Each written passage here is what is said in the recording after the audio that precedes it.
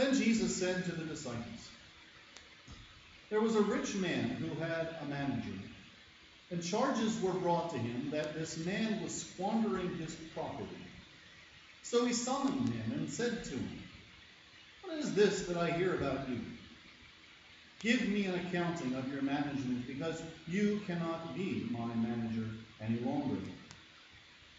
And the manager said to himself, 'What will I do now that my master is taking the position away from me? I'm not strong enough to dig, and I'm too ashamed to beg. I have decided what to do, that when I am dismissed as manager, people may welcome me into their homes.' So, summoning his master's debtors, one by one, he asked the first, 'How much do you owe my master?'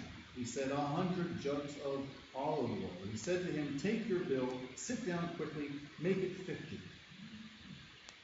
Then he asked another, 'How much do you owe?' He replied, 100 containers of wheat. He said to him, 'Take your bill, make it 80. And his master commended the dishonest manager because he had acted shrewdly. For the children of this age are more shrewd in dealing with their own generation than are the children of light. And I tell you, make friends for yourself by means of dishonest wealth, so that when it is gone, they may welcome you into the eternal homes. Whoever is faithful in a very little is faithful also in much. And whoever is dishonest in a very little is dishonest also in much. If then you have not been faithful with the dishonest wealth, who will entrust you with the true riches? And if you have not been faithful with what belongs to another, who will give you what is your own? No slave can serve two masters, for a slave will either hate one and love the other, or be devoted to one and despise the other. You cannot serve God and mammon.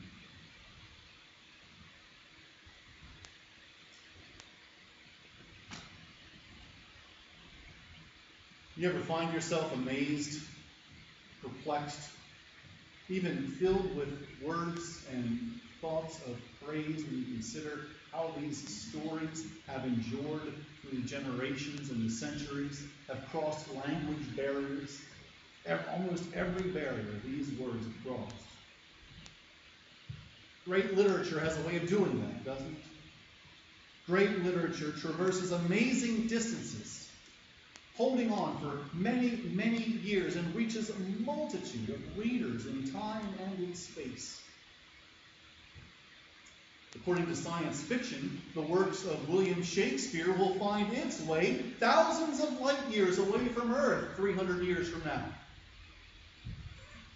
The science fiction I'm talking about is the Star Trek universe.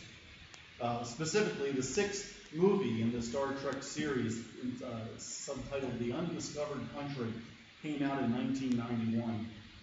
I remember that year now because just a short while ago, Regina and I were visiting some friends, and the topic of movies came up, and in the midst of the conversation, I announced that Regina and I had gone to see Star Trek VI when it first came out. How it was one of our first dates, and just kind of getting to know each other, the mushy part of the relationship, There's just one problem. It wasn't Regina. We didn't begin dating until 1993. Anyway, back to science fiction. Captain Kirk and Mr. Spock and the others on the senior staff of the Enterprise were hosting a dinner. And their guests were the Klingon High Chancellor Gorkon and the crew of his ship. The backdrop is that the Klingon home world has less than 50 years of life left to it because one of their moons blew up due to overmining. Then remember, the Klingons, they're a race that for years and years and years, they've been at war with Earth and the rest of the United Federation of Planets. But graciously, the United Federations of Planets have decided to open up peace talks with the Klingons in their time of need. And wouldn't you know, of course, they call upon the Starship Enterprise to go all the way out to the edge of the neutral zone, meet Chancellor Gorkon and his ship, and escort them back to Earth. When they first ran into each other, playing the role of emissary, Captain Kirk politely invited the Klingon crew to sit down for a formal dinner. Well, it's military custom during formal dinners for the hosts and their guests to offer toasts to and for one another. Now, as you know, these people have been warring for years. The tensions were high at this dinner. And the toasts were, well, lukewarm at best. So the Chancellor, the Klingon Chancellor, sensing a need to offer a higher, more distinguished level of discourse, offers his toast to the undiscovered country, the future. To which everyone at the table replies, "Hear, hear," and they drink. Spock recognizes the toast as a line from Shakespeare. Spock says, "Hamlet, Act 3, Scene 1. Very impressed that Spock knew the reference, the Chancellor said, "You know, you have not experienced Shakespeare until you have read him in the original Klingon." The rest of the movie continues with wonderful quotes from Shakespeare, including, of course, "to be or not to be." I was reminded of this Star Trek reference while I was doing my research on our parable for today, the parable of the dishonest manager. Admittedly, it's a confusing parable, made more confusing by Jesus' response to the parable. The manager knows he's busted. The boss is coming, and he's going to see that he has totally mismanaged the boss's affairs. So he hatches this plan to make it look like everything's on the up and up, while at the same time solidifying for himself a place in the community where he'll be welcomed and even applauded. It's a simple plan. Just cook the books a bit in favor of those who owe a debt, and the boss will not suspect a thing. Lo and behold, it worked! I do have to explain a common misunderstanding in this parable, and it's the misunderstanding, I believe, that has caused many over the years to scratch their heads. Verse 8 reads as follows: "The master commended the dishonest manager because he had acted shrewdly." Now, I and many others have read this to mean that the boss has caught on to the scheme. The boss realizes that the manager has stolen from him in order to secure his own future, and the boss stands back and applauds and is appreciative even. I would even add that we are justified in this interpretation because Jesus himself says, "Hey, the children of this age are pretty good at this deception thing. Go, follow in those footsteps and may all your dreams come true." I paraphrase Jesus purposefully that way to get you to understand something is up here. Something else is going on. Long story short, the boss does not know he's been cheated. The reason that he does not know he's been cheated is that the deception worked. From the boss's point of view, everything has been managed to perfection. There's no outstanding debts. There are no unhappy residents. There are no excuses to concoct. There's nothing to hide from anyone. Indeed, the manager has provided for his future, albeit in fear of death. When Chancellor Gorkon makes his toast to the undiscovered country, the future, you know he's actually misquoting Shakespeare? It's not the future that is referred to as the undiscovered country. Does anybody know what it is? In Hamlet, the undiscovered country is death. Death is what the Klingons are facing if they don't change their course. Death of their species, death of their history, their stories, their legacy. This is a proud people, the Klingons. Death on these terms is not acceptable. But why change the word? Is it just that he doesn't want to face the truth? Is it to put on a good show for his hosts? Or is the use of the different word, the future, a stoic attempt to play on the sensibilities of his fellow Klingons, as if to say, death is simply a future.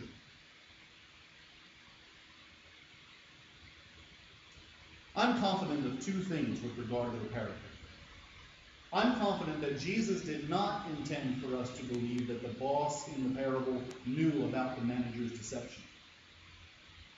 And secondly, I am confident that Jesus is not asking us to mirror the actions of the dishonest manager. How can I be confident of these things? Because I went back to the Greek. What will I do now, the manager said to himself, now that I'm going to lose my job? I know what I'm going to do. What I'm going to do is going to secure for me a place for the people. They will even welcome me into their homes. Now, Jesus has the manager using a very common word for home, and the word is oikos. Oikos is a house, a permanent structure, a place that you can count on being there. We're raised, are we not, to value this kind of house, right? We've come to know that owning a home is part of the American dream. For the manager to create a way for himself to be welcomed into a house of another will give him a great starting point when it comes to picking himself back up again. And that's a common thought for anyone who's worked with the homeless or those who are constantly on the move from dwelling to dwelling. They can tell you that a permanent place means everything when trying to get back on your feet. And people themselves who have lived through homelessness and are now making things work out in their lives, they report that when they were homeless, the thought of having a home ruled their lives, encompassed every waking thought and every resting dream. They tell us that this kind of anxiety can lead to actions and words that wouldn't normally be present. It's entirely possible that Jesus meant for us to imagine that the manager in the parable wasn't always crooked, but the stress of his current condition brought him to respond in a dishonest way. So the intention of the manager is to secure a house, to secure an oikos. But when Jesus wraps up his explanation of the parable, Jesus says, make friends for yourself by means of dishonest wealth, so that when it is gone, they may welcome you into the eternal homes. That kind of sounds like a benediction, doesn't it? Go out and do what you're going to do. Manipulate others for your own sake and rest comfortably knowing that you did it well. Jesus even goes as far as to indicate that this home he's talking about is not like a mere house like you and I know it. It's an eternal home. Well, if that's not justification, I don't know what is. But as you might imagine, there's a catch. There's always a catch. The catch is that Jesus is using a different word for home this time around. While the manager was explaining his intentions, he said home oikos. When Jesus talks about this home, he's using a different word. He's using skenos, which still means home, but it's not a permanent place. It's more like a tent, a movable, inadequate, temporary structure that easily succumbs to the weather, that offers no protection against enemies. Jesus even adds the adjective eternal, but it's not to lift it up. It's to heighten his sarcasm, if you will. Skenos is a state of mind of people who are on the street, wondering if they have a place to stay that night. These are people who are entirely at the mercy of someone else, who need to rely on their own wits, even when their wits lead them to behave dishonest. Often, these folks' lives are riddled with mistrust and defensiveness, and you know that mistrust and defensiveness help us in no way whatsoever when it comes to building relationships. If there's ever going to be a change in the pattern, a change from skenos to oikos, something else has got to take the lead. So I'm listening this week to what we've all been listening to, conversations about the upcoming election. And this particular thing I was looking at was a panel discussion with a particular, very well-respected political commentator answering questions, fielding comments, sort of thing. And he was responding, of course, to the midterms. And one of the panel members asked him this question. He said, Senator so-and-so recently told his supporters that if he and his party members are elected into office, that it would break the years-long Washington stalemate that the nation has been enduring. Is this true? Will the sweep bring an end to the stalemate?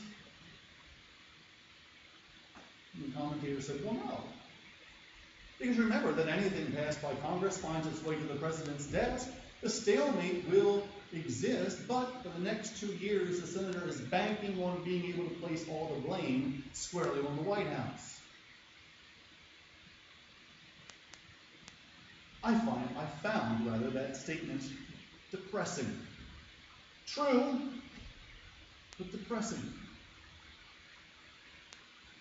It continues the caricature, doesn't it? That precious few of our elected officials are really willing to build relationships, at least those who want the camera to see. So it's going to continue. That the public, whose opinion of elected office and those who hold it while they're at historic lows, will find no relief, even following a record $4 billion being spent on this midterm. $4 billion, and most of them out there agree that nothing will change. Would Jesus say we're moving closer to oikos, or being satisfied in our skainos? This is the kind of year, rather, when you and I, many congregations around the country, are making our discipleship commitments. It's discipleship, ultimately, that Jesus is teaching in this parable, twist and all. After revealing the results of the manager's motivation, Jesus gives us his pastoral take on the attempts of putting a good face on our lives and our works, and even our predicaments. Jesus is explaining to his disciples and to others who are around that he understands the temptation you and I experience every time we try to justify ourselves. You are very good, Jesus says, at organizing your life toward your earthly goals. You are very good, Jesus admits, at using those goals to justify faith lives which lack true commitment. Jesus even says, those who try to serve two masters will be devoted to one and will despise the other. And all we have to do is look at the results of polling over the last 12 to 20 years to find that the nationwide trend is, well, you know who to despise.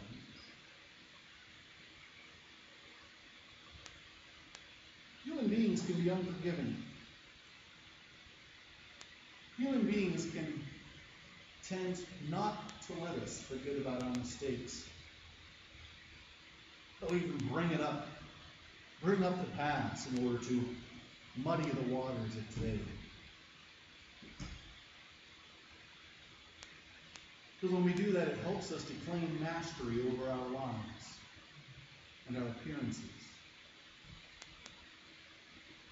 But Jesus is the one who offers himself to us day after day as the righteous master. He's the one who will not count our past against us.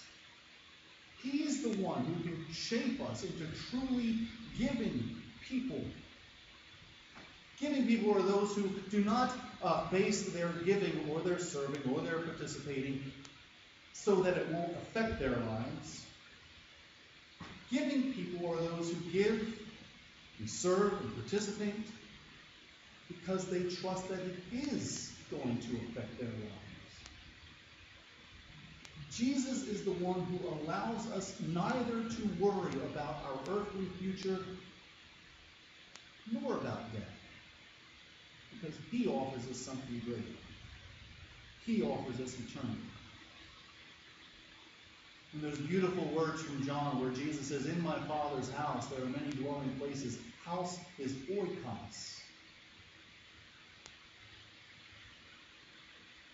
When Jesus came into the world, you and I were first on his to-do list. And at the risk of sounding cliche, why not consider our discipleship pledge this year our own personal, new and improved to-do list? The works of Shakespeare found its way 300 years into the future. The work in the name of Jesus bridges even farther. Only one of those is true. Because of Jesus, you and I get to live in truth today. Thanks be to God. Amen.